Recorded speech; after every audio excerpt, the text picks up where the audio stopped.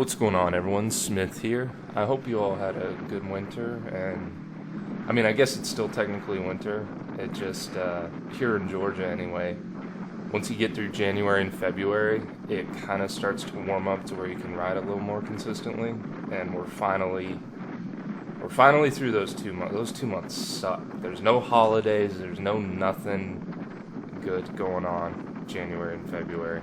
I guess there's Valentine's Day. But who cares about that? Even couples don't really care that much about that.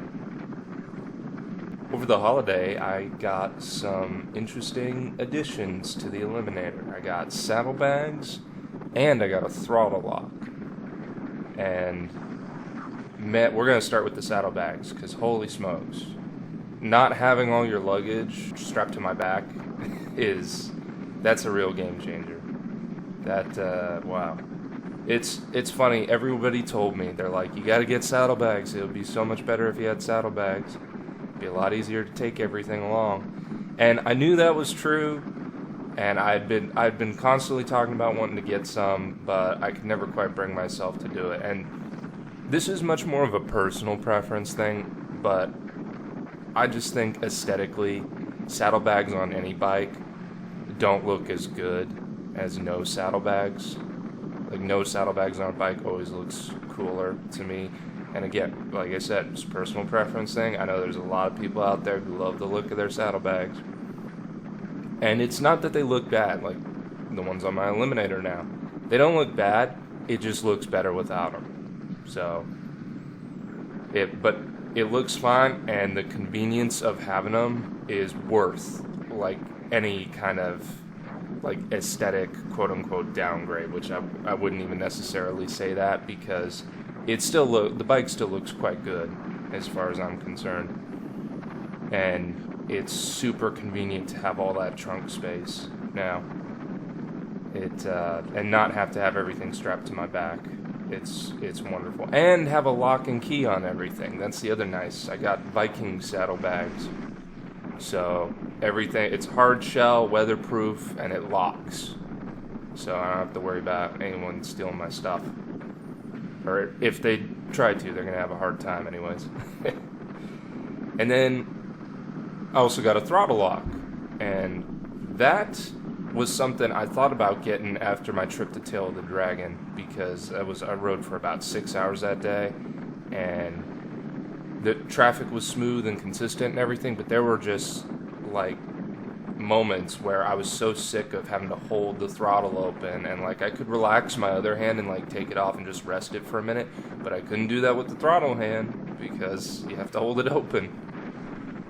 So it would be really annoying, and I didn't want to stop because I was already, like, I was running out of daylight. So once I stopped for gas the one time, and stopped to get my battery charged, if you go back, and I think I still got that video up, you can see that my battery died. Once I got all that squared away, and I finally got back on the road, like, we only had a couple hours of daylight left, and I still had like 3 hours to ride. I had heard about throttle locks, and I was thinking about getting one, and then I finally did, and they're great. They work exactly as advertised. I will say, they, or at least with this one, it has like a little screw. You can see it down there in the corner. It has a little bolt or whatever screw to like tighten it or loosen it. At least when it comes to the Eliminator, the vibrations that come through the handlebars, they will kind of loosen it up a bit over it. Not right away, but it'll be over like the course of a few rides. I've noticed that. It's like after I've been riding a while with it, it'll get loose. It'll get shaken loose. So keep that in mind if you think about getting one for your Eliminator, if you have an Eliminator. Or just a buzzy engine on your bike, because it might vibrate it loose, which, it's not like it's unusable or anything. It is still perfectly usable. It's just you got to remember to tighten it if you're ever at a stoplight or something. And it's super easy to tighten. So keep that in mind. And other than that, I mean, it takes up a little bit of space if My friend, he got one for himself, but he has controls that he needs to access, like turn signals and whatnot, on both sides of his handlebars. So the throttle lock was getting in his way on the throttle side because he still needed to access his turn signals and whatnot. Whereas my turn signals are all on the left side, so I don't have to worry about that. So if you need to access controls, it might make it a little more difficult for you. And it takes up some space, not a whole lot as far as I'm concerned, but it does take up some space. So just keep that in mind. Make sure you have enough space on your handlebar and you don't need to access any controls if you think about getting one, which I would highly recommend, especially for long trips. Like if you're ever taking a really long trip and you don't have cruise control, this is poor man's cruise control. So it's definitely worth having for those longer rides. The Eliminator's been doing well over the winter. I took it out on some pretty cold days. I figured even with all my winter gear, if it gets below 25, I just can't go out and ride. I mean, I could, but I wouldn't be able to ride for very long. But if it's above 25, I can kind of manage.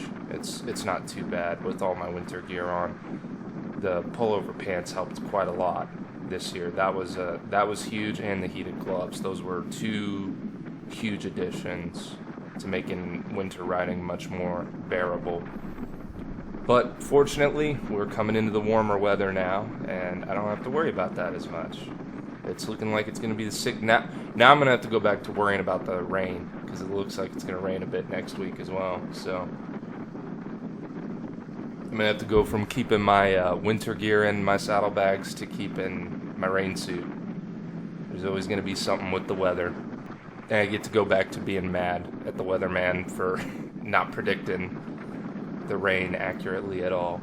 I would highly recommend saddlebags. They are, and everybody told me for quite a while since I got the bike that I should put saddlebags on it, and they were right. So saddlebags are definitely worth it. It is super nice to not be weighed down by anything on your back.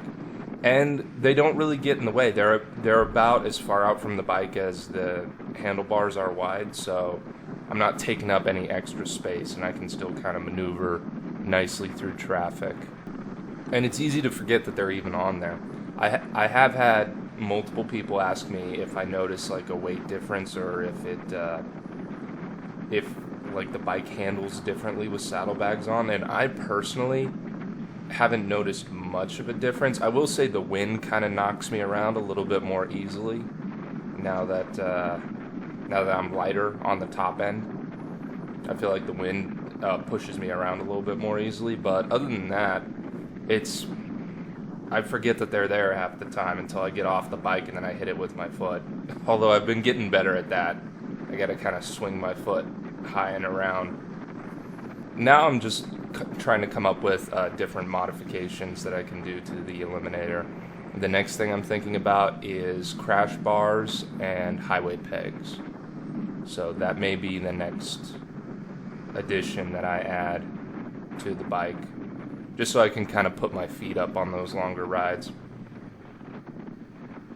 I know I'm turning this little lightweight power cruiser into more of a lightweight and long haul type cruiser.